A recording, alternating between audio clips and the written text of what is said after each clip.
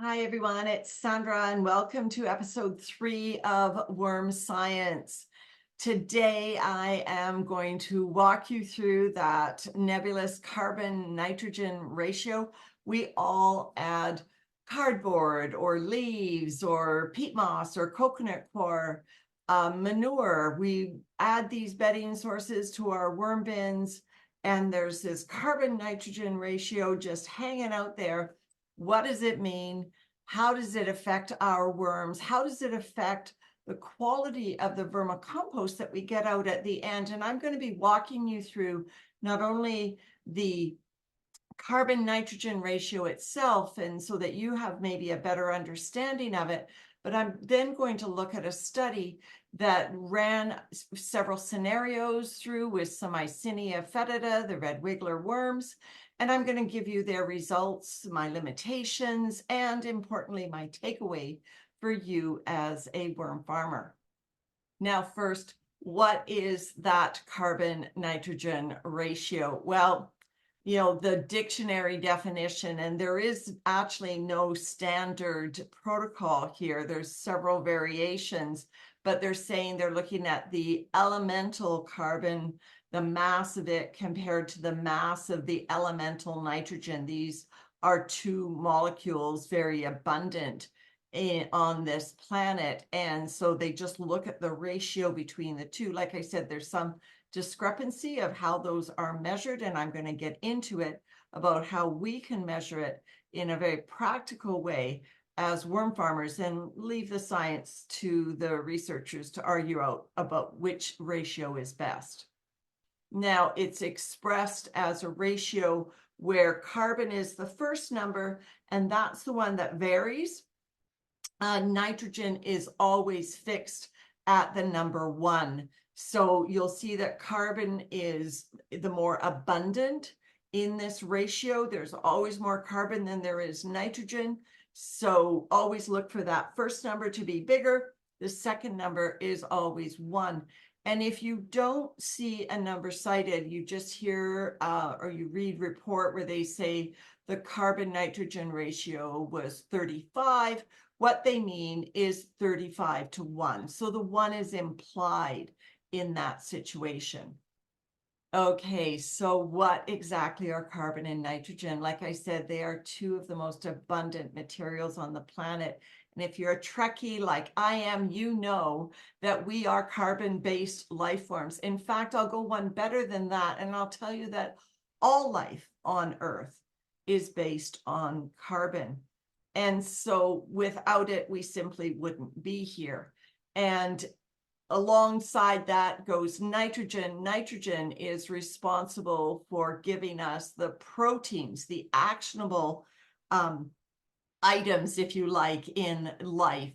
Carbon forms the structure of life. Well, nitrogen gives it life. It enables us to do things. Nothing happens in your body without a protein telling your body what to do. In fact, your genetic code, all it can do is spit out proteins. So without nitrogen, nothing would happen in our bodies. So obviously, worms being life forms, they need both carbon and nitrogen to exist. And so what we're going to be talking about today is how much of each and why does it matter? So as you can see from this chart, there's no easy answer when it comes to classifying something as either a high carbon or a high nitrogen material. It's all a continuum. So even though as worm farmers, we like to class things as browns and greens, it's always a continuum. Is it more towards the carbon end, or is it more towards the nitrogen end? Now, there are some slam dunks that are skewed way in one direction. I mean, second on the list there in the carbon column, you'll see cardboard, which most of us worm farmers use in our worm bins, coming in at a whopping 600 carbon to every 1 nitrogen. And so you have something that is so overwhelmingly rich in carbon, and even if there's a range in cardboard, it goes from 485 to 695, really doesn't matter. That's a high carbon no matter which way you slice it. So, and on the other side, you can see that some of the ratios are much lower than other.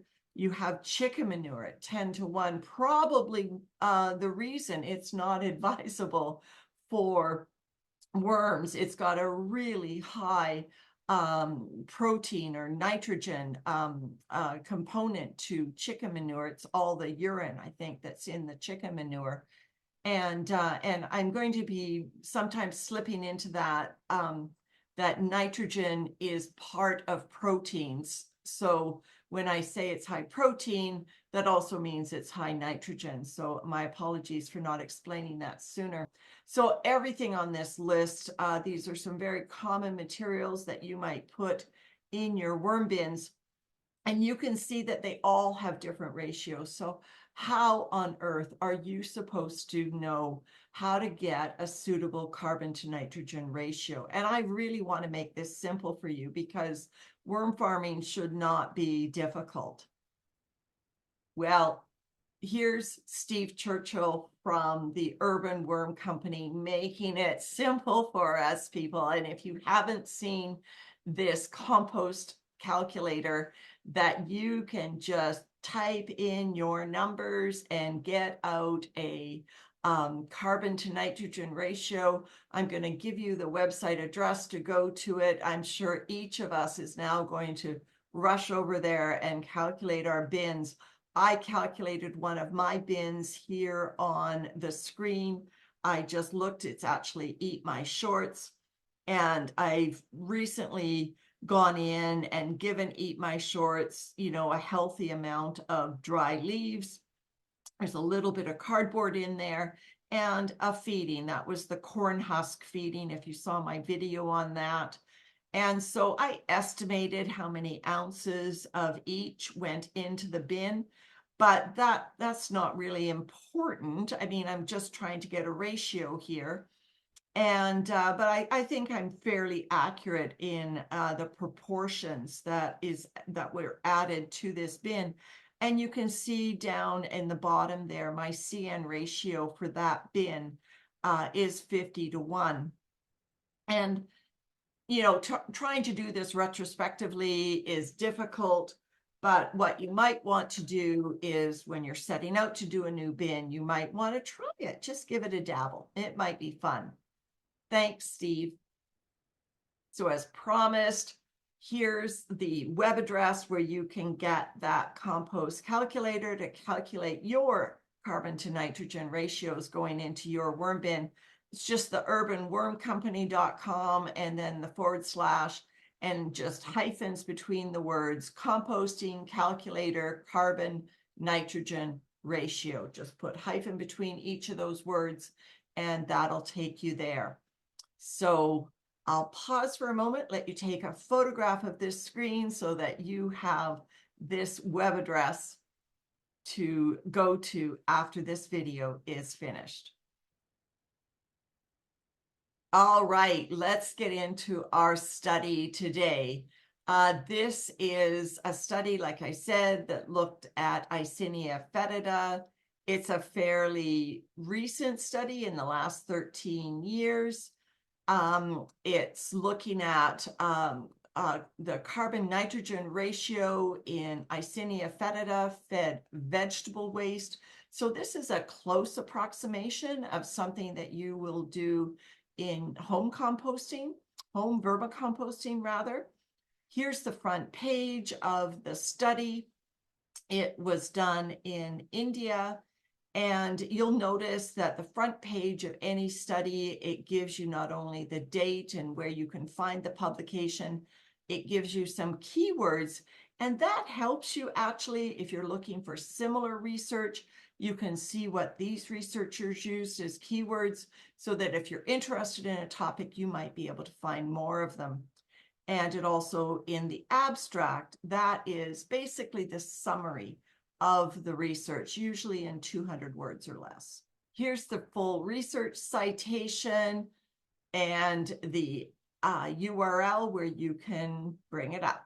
Okay, so the researchers note that a family of 4 produces about half to 3/4 of a kilogram of organic kitchen waste every day. That's about 1.1 to 1.65 pounds.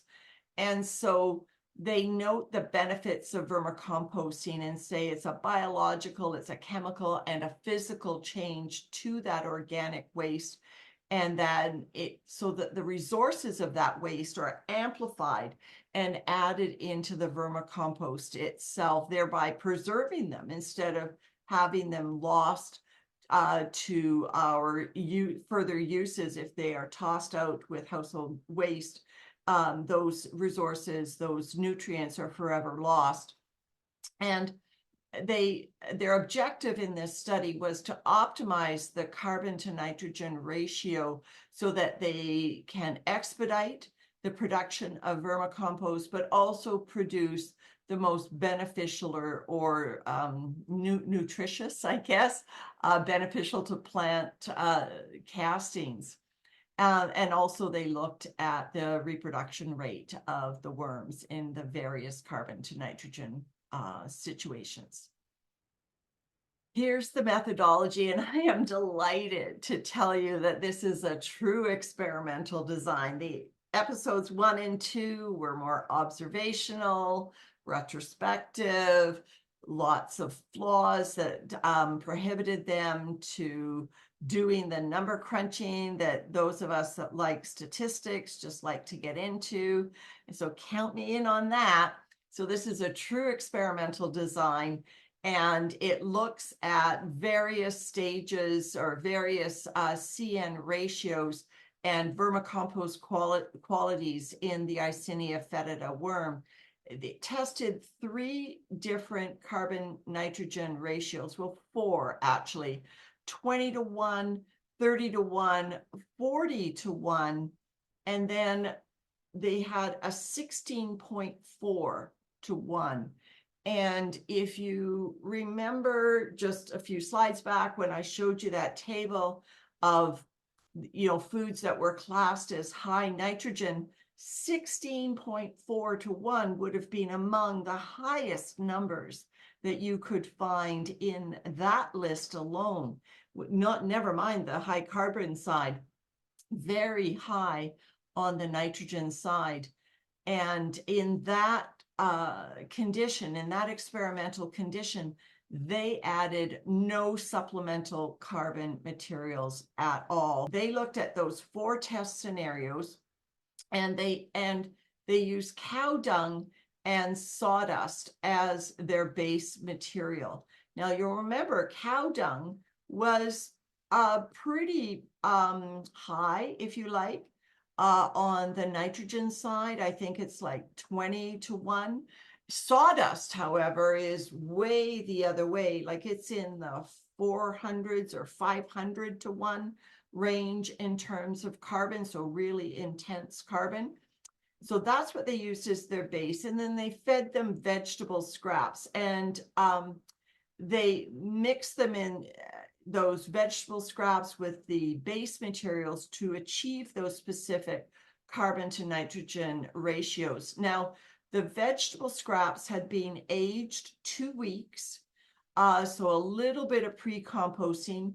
Presumably that would have allowed for any compost cycle to perhaps run its course, so that they weren't going to be introducing a harmful environment to the worms in terms of heat.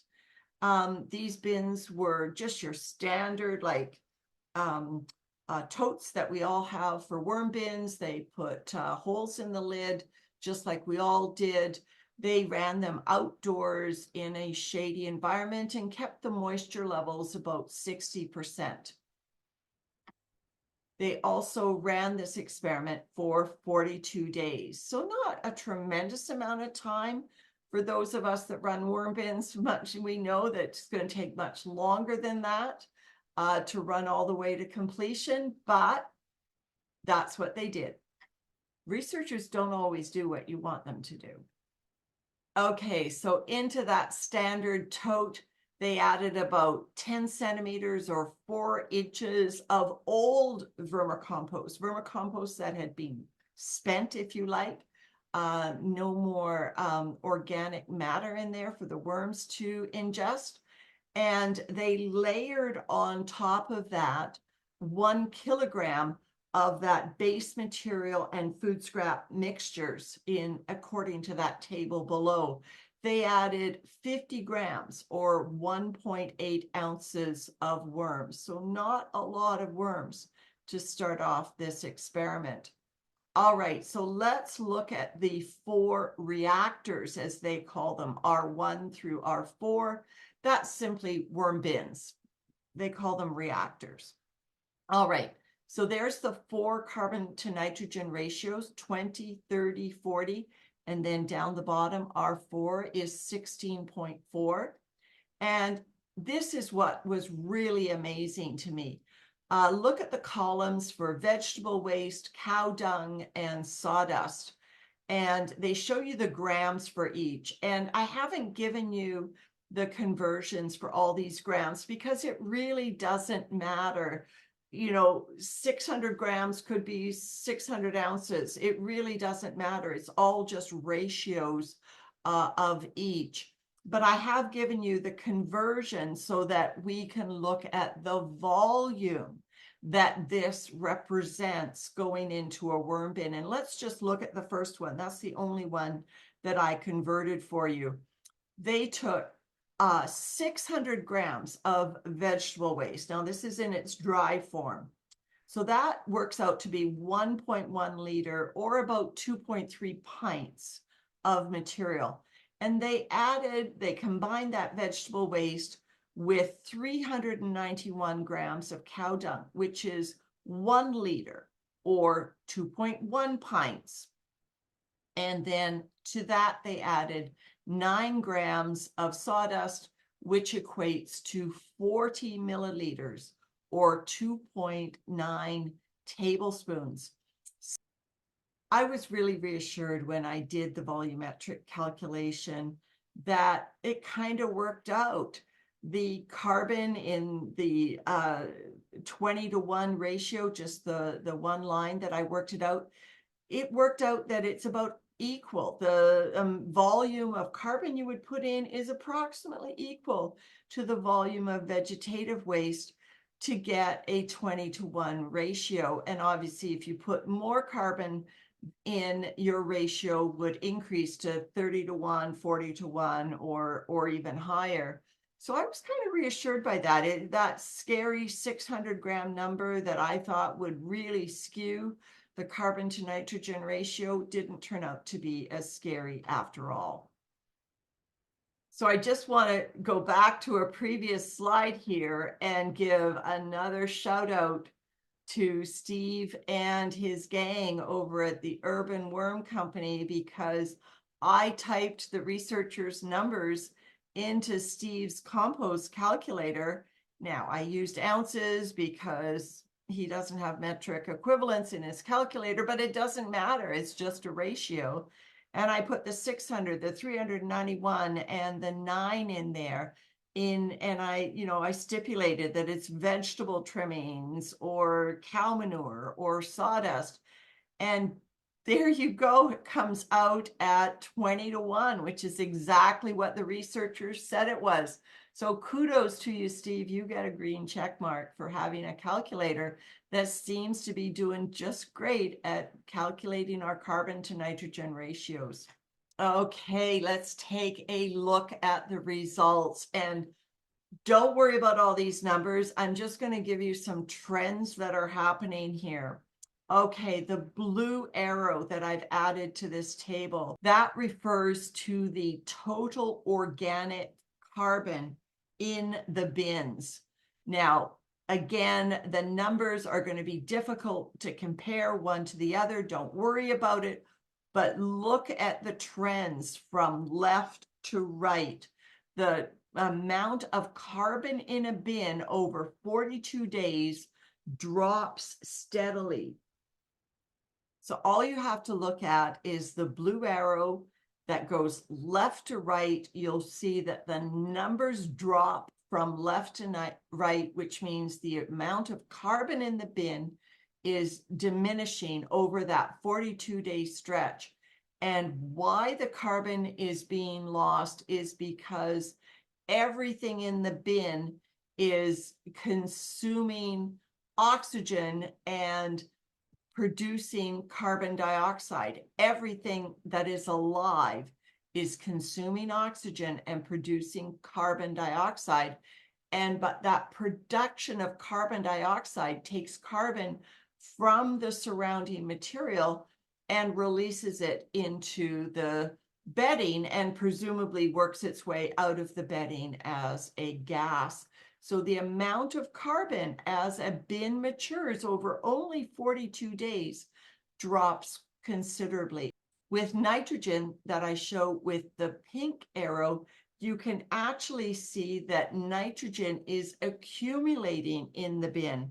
So carbon drops, nitrogen increases. Now, these worms were fed vegetative matter and the manure. Well, like I said, everything contains nitrogen. And you'll see then that by consuming that material, it is being concentrated and kept in the material. It is not being lost. The castings the worms produce are going to be richer in nitrogen, having sat in this bin for 42 days, which we know that as worm farmers. Now, part of this increase in the percent of nitrogen might be because carbon is being lost. Like I said, carbon dioxide is being released to the atmosphere, which it's a ratio. So as carbon is lost, nitrogen, by default takes up a higher percentage of the material. So it's kind of both. There's the preservation of the nitrogen in the soil, and parallel to that is a loss of carbon out of the bin as the microbes and the worms undergo cellular respiration and use up the oxygen in the bin. And that is represented by the third rows here, the ones with the green arrow. That is the demand for oxygen in the bin.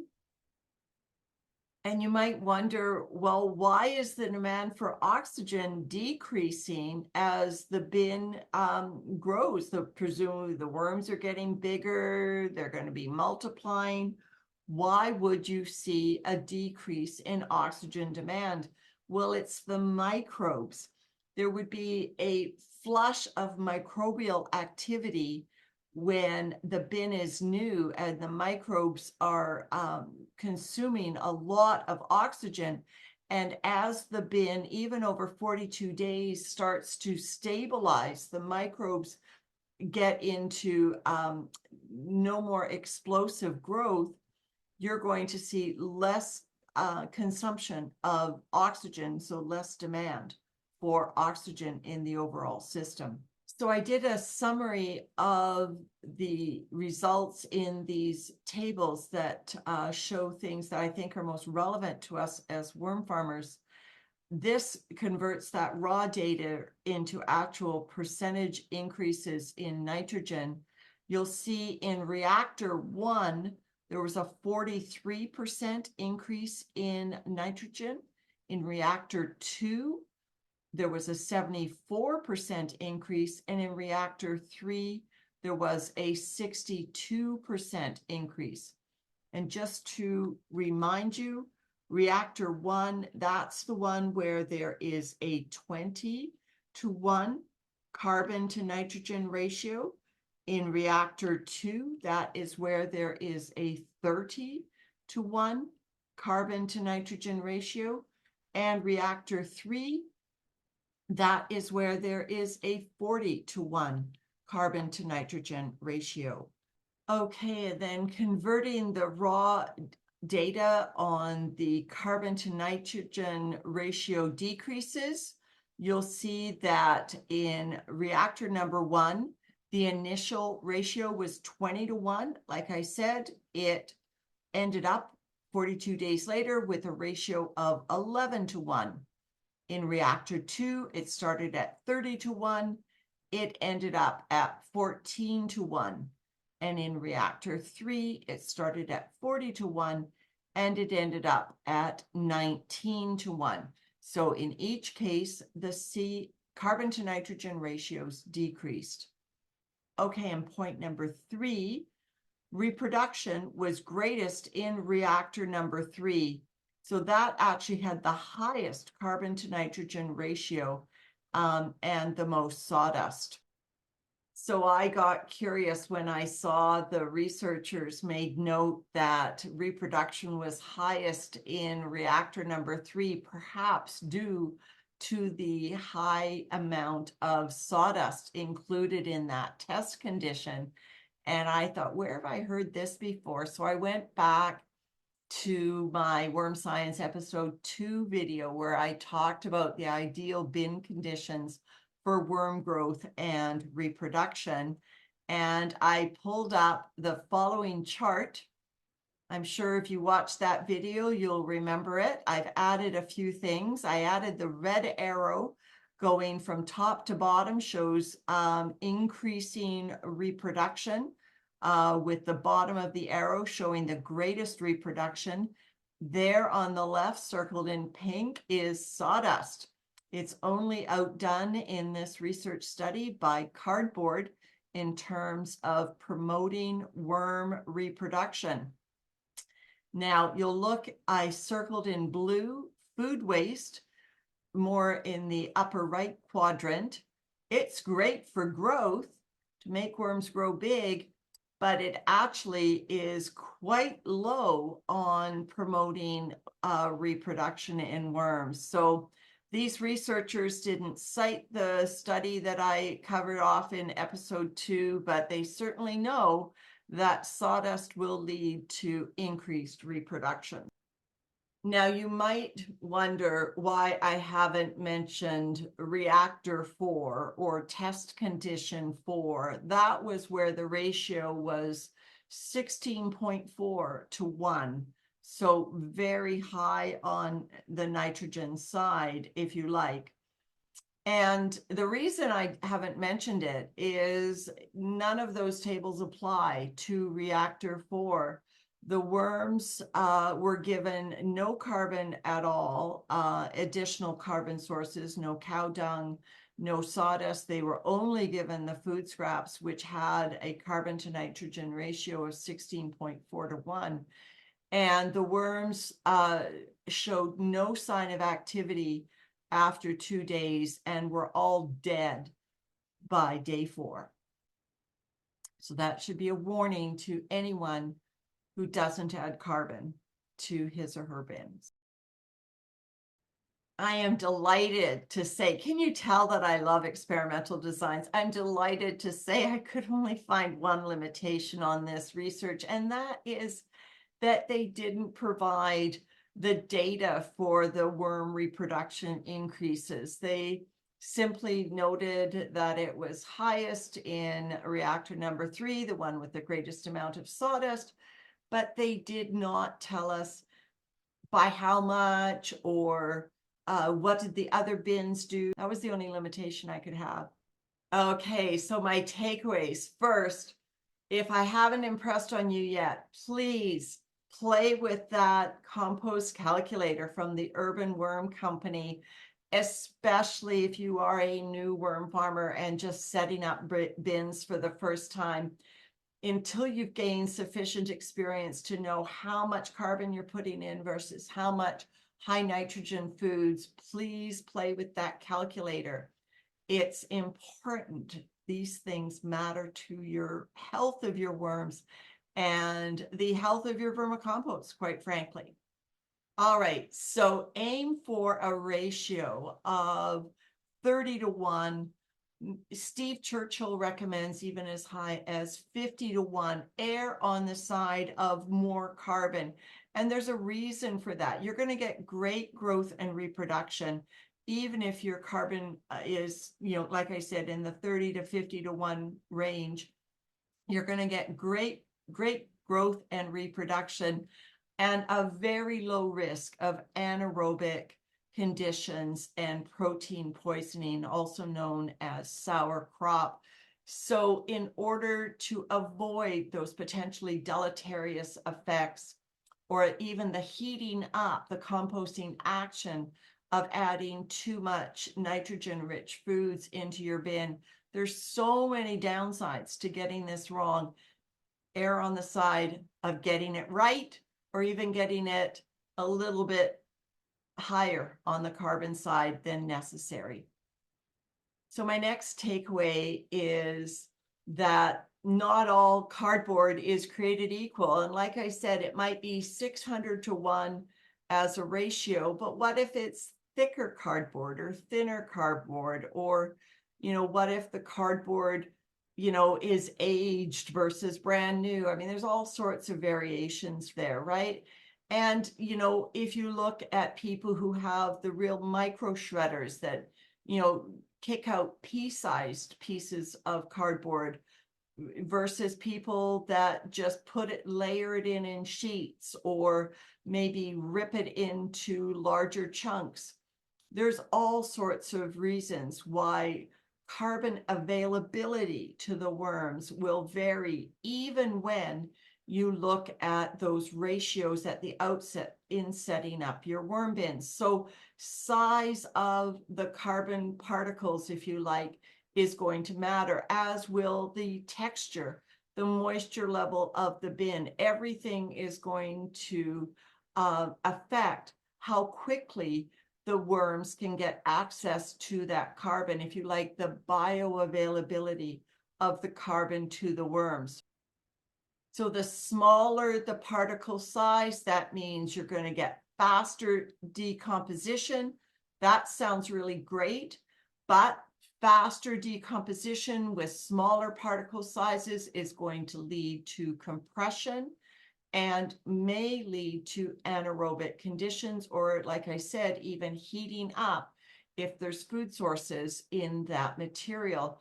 So it's sort of, you've got to experiment with what works for you in your conditions. If you live in a hot climate, you'll probably want to be extra careful not to get compost heating action on top of your ambient temperatures where the worms are living. If you live where I live and our summer temperatures in the shade don't reach excessive amounts, I don't have to be quite as careful as, putting in foods that may heat up. And in the winter, I actually use compost action in order to heat up my worm bins a little bit. And so my final takeaway is, go back to that raw data table where I had the blue arrow and the red arrow and the green arrow going from left to right. And remember, it showed that as your bin matures, even over 42 days, the carbon to nitrogen ratio drops quite substantially. So what does that mean? Well, that means the worms are going to be exposed to ever increasing percentages of nitrogen, and they are not going to be able to access sufficient quantities of carbon.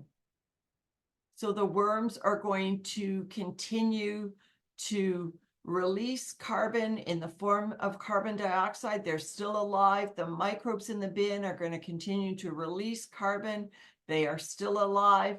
So you're going to continue to lose carbon from the bin, and the nitrogen is going to keep mounting. So what is the bottom line? What is the takeaway? Continue to add carbon to your bins, even if you are trying to get your bin to a harvest. Watch some of us when we harvest our worm bins on how we manage that balance between having carbon in the bin right up until the end, so that, yes, you can get out the vermicompost, you can get out high quality castings, but you don't sacrifice the health of those worms in doing so. There's ways to get your worms out of the way so that that vermicompost can have reduced levels of carbon without affecting the worms themselves. All right. So thanks a lot for sticking with me through this episode 3. I hope you're enjoying these series. Next time, I'm going to be talking about the foods that you feed your worm bins and are foods that are good for you, good for your worms. All right, that's coming up in episode 4. See you then.